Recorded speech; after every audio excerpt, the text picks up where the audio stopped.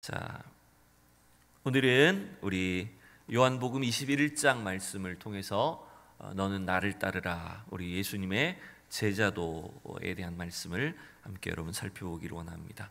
우리 옆에 분들을 한 번 더 인사 나누도록 하겠습니다. 사랑하고 축복합니다. 함께 인사하겠습니다. 네. 오늘도 귀한 예배의 자리에 나오신 우리 모든 성도님들을 축복합니다. 여러분, 하나님의 복과 은혜가 특별히 우리 가정 위에 또 교회와 이 땅 위에 넘치셨으면 좋겠습니다. 지난 한 주간 여러분 저녁 기도회를 통해서 우리가 하나님 앞에 기도할 수 있게 하셨는데, 여러분 기도회에 못 나오셨지만 집에서 같이 기도해 주셨죠, 그죠? 같이 기도해 주셨으리라고 저는 믿습니다.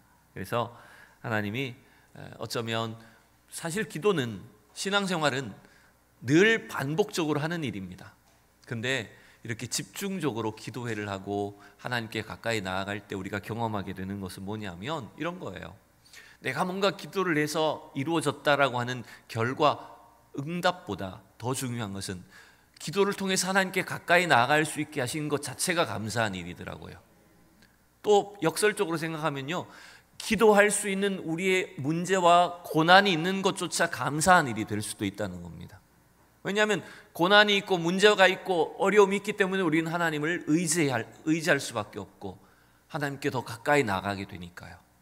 그래서 기도할 수 있게 하신 것 자체가 여러분 은혜라는 걸 여러분 믿으셔야 됩니다. 자, 그래서 우리가 이렇게 평생 동안 어쩌면 신앙생활하고 주님을 따라 나갈 때 끝까지 날마다 하나님의 은혜를 사모하고 더욱더 주님께 가까이 나아가는 저와 여러분이 될 수 있기를 축원합니다. 우리의 신앙생활은 여러분 한두 번의 과정으로 완성되는 것이 아니죠.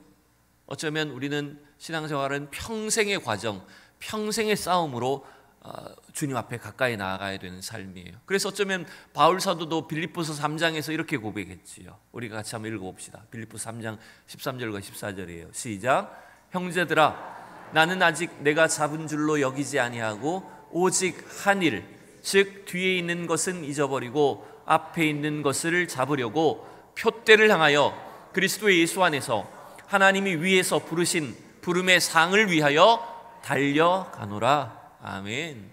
여러분, 바울과 같은 그 위대한 사도도 그의 엄청난 사역의 결과에도 불구하고 다 이룬 것이 아니라 나는 여전히 표대를 향해서, 하나님 부르신 부름의 상을 향해서 어떻게 한다고요? 달려나간다고요.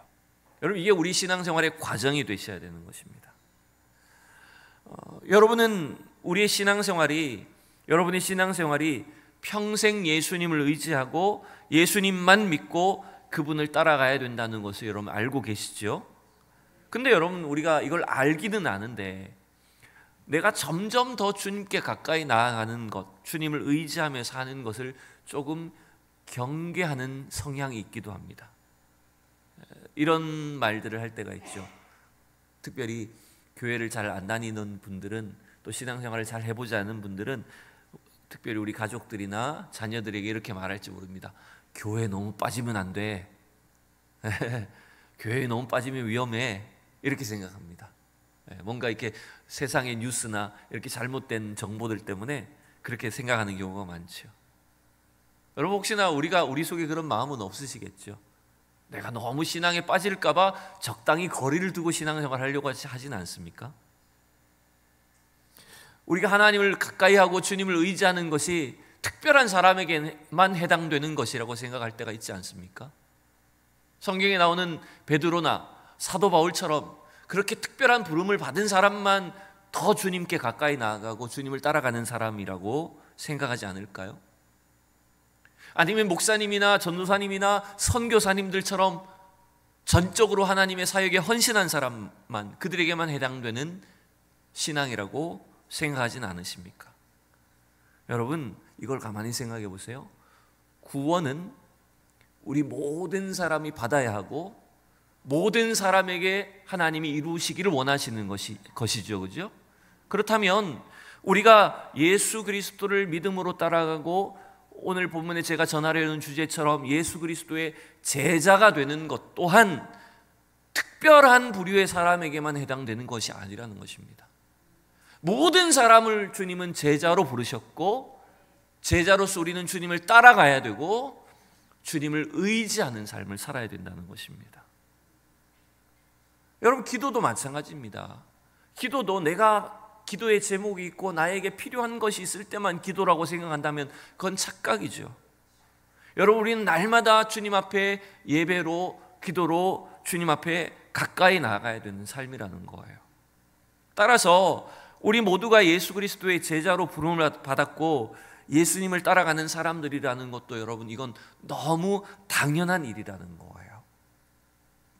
저는 오늘 예수님이 제자들을 부르셨던 그 장면들을 이제 몇 군데만 살펴보려고 합니다. 처음에 예수님이 갈릴리에서 제자들을 부르셨을 때, 그때 부르실 때 모습을 보면 주로 이제 어부 출신의 제자들부터 부르셨죠. 그게 이제 마태복음 4장, 그리고 마가복음 1장, 그리고 요한복음 1장, 여기에 이제 기록이 되어 있는 걸 볼 수가 있어요. 자, 대표적으로 마태복음 4장만 한번 보도록 하죠. 19절과 20절에 보면 주님이 제자들에게 이렇게 말씀하십니다. 말씀하시되 나를 따라오라. 내가 너희를 사람을 낚는 어부가 되게 하리라 하시니 그들이 곧 그물을 버려두고 예수를 따르니라. 참 이건 놀라운 일이죠, 그죠? 그냥 예수님이 누군지도 잘 모르는데 그날 예수님을 처음 봤는데 예수님이 나를 따라오라 하니까 제자들이 어떻게 했다고요? 그물을 그냥 버려두고 자기들의 생업을, 일터를 팽개치고 예수님을 따라갔다는 거예요. 근데 얼핏 보면 예수님이 그냥 불특정 다수를 향해서 아무나 나를 따라오라고 했고 그 중에 그냥 걸려든 사람만 제자가 됐다는 말일까요? 결코 그런 의미가 아니죠. 주님이 나를 따라오라고 하셨지만 그것은 특별히 예수님이 선택한 사람들에게, 선택한 인물들에게 주님은 나를 따르라라고 하셨어요. 그렇다고 해서 여러분, 그러면 예수님의 제자가 되는 것은 아주 극소수의 사람만 제자이고 나머지는 그냥 무리로 존재하는 것이니까 나도 그냥 무리가 돼야 되겠다, 제자는 되지 말아야지, 이렇게 생각하면 될까요? 그런 거 아닙니다. 그걸 말씀드리려는 게 아니에요. 예수님은 이 12제자를 중심으로 복음은 사역이 진행되게 하셨지만 모든 사람들을, 모든 믿는 자들을 예수님의 제자로 부르셨다는 거예요. 그걸 이제 어떻게 알 수 있을까요? 한 군데만 더 성경을 보면 마태복음 28장에 한번 보시죠. 이때는 이제 예수님이 부활하시고 나서 승천하시기 전에 이제 마지막 제자들에게 남기신 지상 명령이죠. 대위임 사명이 기록되어 있죠.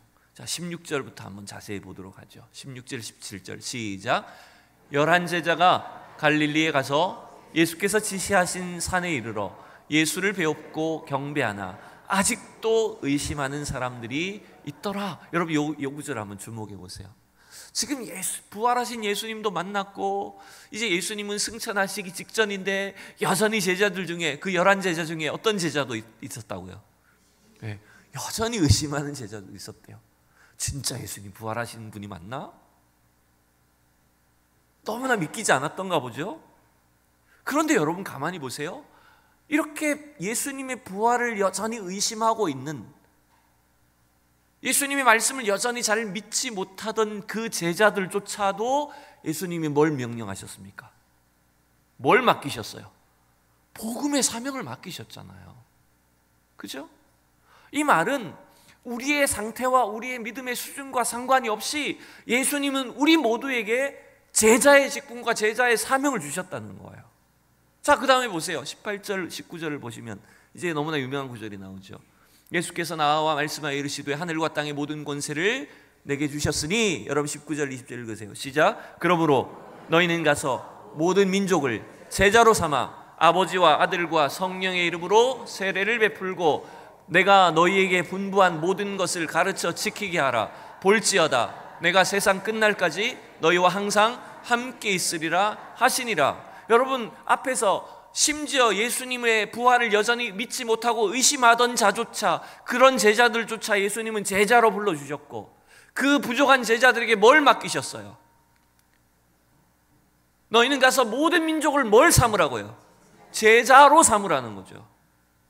즉 예수님의 복음을, 그 복음의 사명을 맡은 제자들이 가는 나라마다, 가는 민족마다, 만나는 사람들마다 뭘로 만들어야 된다고요? 제자로 만들어야 된다는 거예요.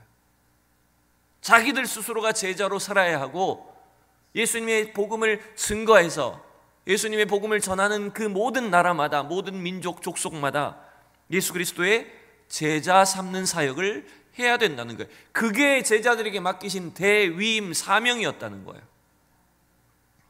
그러니 여러분, 11명의 제자들만 제자가 아니었죠? 이 11명의 제자들을 통해서 복음이 전파된 전 세계의 모든 나라들이, 모든 민족들이, 모든 사람들이 다 뭐가 돼야 되는 거예요? 제자가 돼야 되는 거예요. 여러분, 저와 여러분들은 예수님의 제자로 부름받은 것입니다. 여러분, 이 사실을 믿으셔야 돼요. 여러분, 제자라고 하는 것은 어떤 신분과 사명을 말하는 게 아닙니다. 어떤 직분을 말하는 게 아니에요. 우리가 한국교회가 제자훈련을 통해서 많이 성장했지만 무슨 제자훈련이라고 하는 코스를 거쳐야만 제자가 되는 것이 아닙니다. 그것은 하나의 과정일 뿐입니다. 여러분, 이러한 훈련이나 교육의 목적도 철저히 우리 자신들이 제자됨을 알고 제자로서 우리가 어떻게 살아야 할 것인가를 배우고 훈련하는 것입니다. 그래서 우리가 나의 신분이, 저와 여러분이 단순히 교회 다니는 나의 신앙이 그냥 기독교라고 하는 종교가 있는 것이 아니라 나는 예수 그리스도의 제자로 부름받은 사람이고 예수 그리스도의 제자로 이 땅을 살아야 되는 사람이라는 걸 안다면 우리의 삶은, 우리의 신앙생활은 분명히 달라져야 된다는 거죠. 여러분, 날마다 예수 그리스도와 동행하는 성도들이 될 수 있기를 원합니다. 여러분, 날마다 주님을 따라가셔야 됩니다. 날마다 주님을 의지하는 삶을 사셔야 됩니다. 여러분, 이런 제자로 저와 여러분들을 불러주셨어요. 자, 그런 면에서 오늘 요한복음 21장에 역시나 예수님이 이제 베드로에게 남기셨던 그 말씀을 가지고 잠시 말씀을 살펴볼게요. 앞서서는 여러분, 마태복음 4장이나 마가복음 1장, 요한복음 1장에 걸쳐서 예수님이 어부였던 제자들을 처음 부르셨을 때는 뭐 이게 그렇게 중요한 것은 아닐 수 있습니다만은 처음 제자들을 부르셨을 때는 뭐라고 부르셨냐면 나를 따르라라고 부르셨어요. 그죠? 나를 따르라. 물론 한 사람만이 아니라 여러 명이 있었기 때문에 그렇겠죠. 나를 따르라. 그런데 오늘 요한복음 21장에서 이제 개인인 베드로를 향해서 주님은 뭐라고 부르셨죠? 너는 나를 따르라라고 딱 지목해서 말씀하셨어요. 굳이 차이를 발견한다면, 중요하지 않을 수도 있겠지만 차이점을 발견한다면 요한복음 21장에서는 베드로를 향해서 분명히 너는 나를 따르라고 하셨다는 거예요. 저는 이 말씀을 한번 고민을 해봤습니다. 여기에 상당히 함축적인 의미들이 들어있지 않을까 생각이 듭니다. 왜냐하면 지금 이 요한복음 21장의 상황에서 베드로의 심정은, 베드로의 감정은 어떨까요? 부활하신 예수님을 만난 거예요. 갈릴리 해변에서 다시 주님을 만났어요. 예수님을 만나는 베드로의 심정은 어떨까요? 막 기쁘기만 했을까요? 진짜 부활한 게 맞나 이렇게 의심했을까요? 베드로가 느꼈을 감정 여러분 한번 짐작해 보십시오. 베드로가 심각한 죄를 저질렀잖아요. 심각한 과오가 있잖아요. 그게 뭡니까? 그렇죠. 예수님 잡히시던 날 밤에 3번 부인했었죠. 그러니까 베드로의 심정에는 자기가 끝까지 예수님을 지켜드리지 못했고 큰 소리만 떵떵 쳤지, 사실은 예수님이 잡히실 때 자기의 안위를 위해서 예수님을 부인하고 또 심지어는 저주하기까지 했지 않습니까? 근데 예수님은 그 베드로에게 너는 나를 따르라고 하셨을 때 너의 의미 속에는 뭐가 들어있을까요?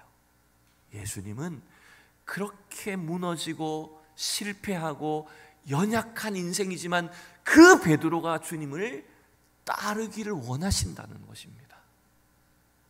여러분, 우리 성도들 중에 어쩌면 이런 생각을 하실 수도 있습니다. 내가 좀 완벽해지면 내 신앙생활도 그렇고 내 수준이나 내 형편이 완벽해지면 내가 예수님을 따라가야 되겠다, 예수님의 제자로 살아야 되겠다, 이렇게 생각하기 쉽죠. 그러나 예수님 오늘 어떤 베드로를 부르셨습니까? 무너지고 실패한 베드로를 부르셨던 거예요. 어쩌면 베드로가 잘 나갈 때 부르셨다기보다는 그가 철저히 무너지고 실패해서 주님을 부끄러워서 볼 수도 없을, 낯을 들 수도 없을 그 베드로에게 너는 나를 따르라고 하셨다는 거예요. 여러분, 이걸 기억하십시오. 우리가 어떤 자격이 갖추어지고 제자 훈련을 코스를 맞춰야만 우리가 제자가 되는 게 아닙니다. 이 땅에서 실패하고 깨어지고 연약한, 날마다 부끄럽기 짝이 없는 그런 수준에 있는 저와 여러분을 향해서 주님은 지금도 우리를 부르시고 계시는 거예요. 너는 나를 따르라. 그 말이 무슨 말일까요? 그런 실패하고 깨어진 베드로를 주님이 어떻게 하시겠다는 것일까요? 고쳐주시겠다는 거예요. 주님을 따라가면 회복시켜 주시겠다는 거예요.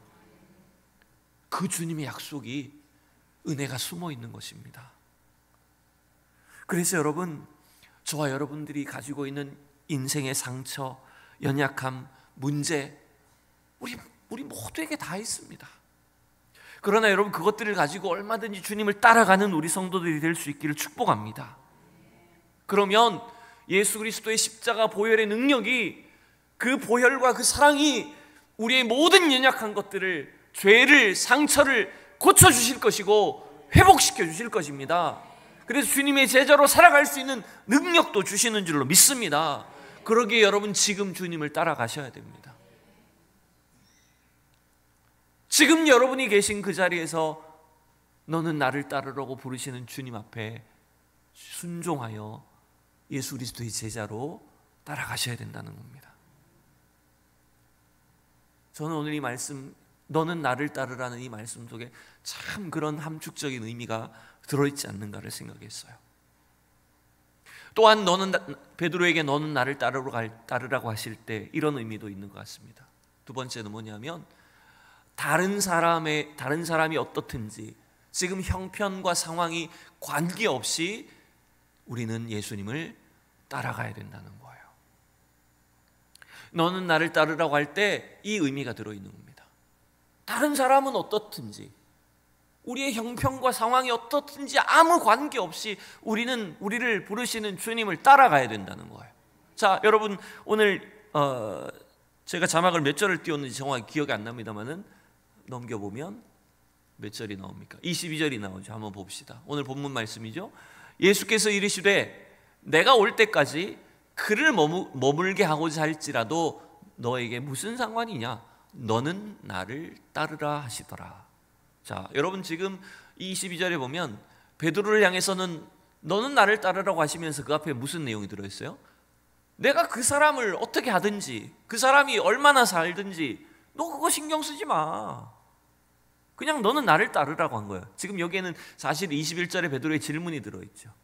이에 베드로가 그를 보고 예수께 여짜오되 주님, 이 사람은 어떻게 되겠사옵나이까? 라고 하는 베드로의 질문이 있었던 거예요. 여러분, 여기서 베드로가 누구에 대해서 질문한 걸까요? 예수님께. 누구에 대해서 질문한 걸까요? 예수님, 이 친구는 어떻게 될까요? 이 친구 누구예요, 여러분? 네? 사실 그 앞을 다 봐야 되는데 자막을 제가 요밖에 띄우질 않았어요. 누구냐면 요한이에요. 성경을 여러분 보시면 21장 18절에 이렇게 20절에 이렇게 돼 있죠. 20절에 보면 베드로가 돌이켜 예수께서 사랑하시는 그 제자가 따르는 것을 보니, 여러분 참 의아해 보이지만 요한은 요한복음을 자기가 썼잖아요. 근데 자기를 항상 뭐라고 표현한지 아세요? 자기를 주께서 사랑하시는 제자로 이렇게 씁니다. 아주 자뻑이 넘쳐요. 이 요한은 자기를 제일 사랑한대, 예수님이. 그래서 여러분, 이 요한이 사랑의 사도잖아요. 주께서 사랑하시는 제자래, 자기 스스로. 그리고 그 요한은 예수님과 최후의 만찬 자리에서도 어떻게 하고 있었다고요? 여러분, 그 그림에 보면, 최후의 만찬 그림에 보면 예수님 옆에 이렇게 여자처럼 안겨있는 사람 있죠. 그게 누구였다고요? 요한이었다고요. 항상 예수님 사랑받기를 원했던 사람이에요. 그러니까 어떻게 보면 베드로 입장에서 보면 그 요한이 약간 좀 얄미울 수도 있어요. 쟤는 맨날 예수님한테 붙어가지고 예수님한테 살살거리고 마지막 순간까지 이러고 있는 거잖아요. 그러니까 예수님께 질문했죠. 주님, 이 친구는 어떻게 되겠습니까? 물었더니 예수님 뭐라고 대답하세요? 네, 너 상관하지 마. 넌 나를 따라. 이렇게 말씀하시는 거예요. 여러분, 이게 어쩌면 우리가 예수님을 따른다고 할 때도 우리도 이런 비교의식, 이런 여러 가지 생각들 때문에 열등감 혹은 스트레스 이런 것 때문에 주님을 잘 따르지 못하는 것이 있지 않을까요? 여러분, 이걸 생각하십시오. 우리가 남들과 비교한다고 해서 더 나은 사람이 결코 되는 게 아니에요. 주님은 저와 여러분이 있는 그대로의 모습을 원하시는 것입니다. 우리의 형편이 어떻든지, 우리의 외모가 어떻든지, 우리의 수준과 상황이 어떻든지 아무 상관이 없이 우리가 주님을 따르기만 하면 주님은 우리를 사용하시는 것입니다. 교회가 크고 작고도 중요하지 않습니다. 우리를 부르신 주님 앞에 우리가 헌신하며 나아가기만 하면 주님 우리를 사용하시는 거예요. 근데 우리가 자꾸 착각하는 것은 뭐냐면 다른 사람하고 비교하고 상황을 핑계대고 지금 여건이 이러니까 나는 못 따르고, 나는 저 정도 수준이 되면 따를 텐데 나는 이러니까 못합니다. 나는 건강이 이래서 못합니다. 온갖 핑계를 대면서 여러분 주님을 따르지 못하겠다고 말합니다. 찰스 스펄전 목사님 설교에 보면 이런 예화가 나오더라고요. 어떤 농장에 농장 주인이 한 농부를 고용을 해서 이제 일을 시킵니다. 이제 당신은 오늘 하루 이만큼 밭을 다 갈아야 됩니다. 농부에게 일을 시킨 거예요. 이 농부가 얼마나 뺀질뺀질한지 일을 하는가 싶더니 그늘에 쉬면서 다른 사람들하고 이야기만 하고 있는 거예요. 무슨 이야기를 하나 가만히 들어봤더니 이렇게 이야기하는 거예요. 자기가 봤을 때 이 농장 주인은 뭔가 경영이 틀렸다. 이 농장을 어떻게 운영을 하면 더 수익이 많이 날 거고 사람들은 이렇게 일을 시켜야 되고 이런 이야기를 막 늘어놓고 있더라는 거예요. 그 농장 주인이 찾아가서 뭐라고 했을까요? 친구야, 네가 해야 될 일은 농장 경영을 신경 쓰는 게 아니라 뭘 해야 된다고요? 그냥 내가 시킨 일만 하면 되는 거야 라는 거예요. 여러분, 어쩌면 우리가 고민해야 될 것은 지금 세계가 어떻고 형편이 어떻고 돌아가는 상황이 어떻고, 여러분 이걸 우리가 신경 쓸 필요가 없다는 거예요. 여러분, 그건 다 누가 하시는 일일까요? 주님이 하시는 일이에요. 우리는 우리를 부르신 주님, 그 부르신 자리에서 우리에게 맡겨진 일들, 주님 명령하신 일들을 감당하면 된다라고 하는 것입니다. 여러분, 그래서 너는 나를 따르라고 하는 것은 뭐 앞뒤 죄고 할 필요가 있는 것이 아니에요. 그냥 주님을 따라가면 되는 겁니다. 그러면 하나님은 우리 모든 성도들을 주님의 제자로 부르시고 사용하시는데 각자에게 주신 은사나 재능이나 모양대로 적절하게 여러분 사용하시는 거예요. 여러분, 하나님이 저와 여러분을 가장 잘 아시고 저와 여러분을 가장 적절하게 사용하시는 것을 믿으시기 바랍니다. 그래서 기꺼이 하나님, 제가 여기 있습니다 라고 주님 앞에 부름받은 제자로서 나아가는, 헌신하는 저와 여러분들이 될 수 있기를 축복합니다. 마지막 세 번째는, 여러분 제가 앞서서 좀 예화를 좀 빨리 설명하긴 했지만 주님이 맡기신 사명에 집중하라는 것입니다. 너는 나를 따르라 라고 할 때 주님은 우리에게 맡기신 그 사명에 집중하기를 원하시는 거예요. 여러분, 또한 그 일이 뭔지 압니까? 주님이 우리에게 맡기신 사명이 뭘까요? 그것은 말하자면 주님이 이 땅에서 하셨던 일들을 우리에게 맡기신 거예요. 예수님이 이 땅에 하셨던 일이 뭘까요? 그것은 여러분, 가난한 자에게 복음을 전파하고 병든 자를 치료하고 슬픈 자를 위로하고 배고픈 자에게 먹을 것을 주고 어둠 속에 있는 자에게 빛을 비추어 주고 그 복음으로 죽어가는 인생들을, 잃어버린 양들을 구원하시는 것입니다. 그래서 요한복음 21장에서 제자들이 가져온 물고기와 떡을 먹으신 후에 베드로에게 뭘 물으셨습니까? 3번에 걸쳐서. 요한의 아들 시몬아, 네가 나를 사랑하느냐 3번에 걸쳐 물으시면서 뭘 맡기셨어요? 너는 내 양을 먹이라, 내 양을 치라 라고 말씀하셨어요. 결국 그게 뭘까요? 우리에게 맡기신 사명에 집중하라는 거예요. 그게 제자로 부름받은 저와 여러분에게 맡기신 일입니다. 그래서 제자로서 주님이 맡기셨던 일들을 우리가 이 땅에서 감당하고 예수님의 사랑을 실천하고 구원의 복음을 땅끝까지 증거하는 일을 우리가 감당할 때 하나님은 저와 여러분을 주님의 능력 있는 제자로 사용하시는 거예요. 여러분, 우리가 뭔가 특별한 일을 해야 된다고 생각하지 마십시오. 여러분이 계신 직장, 여러분이 일하는 어떤 조직, 학교, 여러분이 소속되어 있는 어떤 모임이든지 간에 그곳에서 여러분 내가 제자라는 사실을 분명히 기억하고 사셔야 됩니다. 내가 지금 처해 있는 이 상황에서 나는 주님의 제자로 살아가야 되겠다, 주님의 제자로서 주님 맡긴 사명을 감당해야 되겠다라고 결단할 때, 그렇게 주님을 따라갈 때 하나님은 약속하신 이 놀라운 일들을, 복음으로 세상을 변화시키고 축복하는 놀라운 일들을 저와 여러분을 통해서 행해 주실 줄로 믿습니다. 여러분, 오늘 이 말씀을 다 잊어버리더라도 오늘 설교의 제목만 기억하십시오. 뭐라고요? 너는 나를 따르라.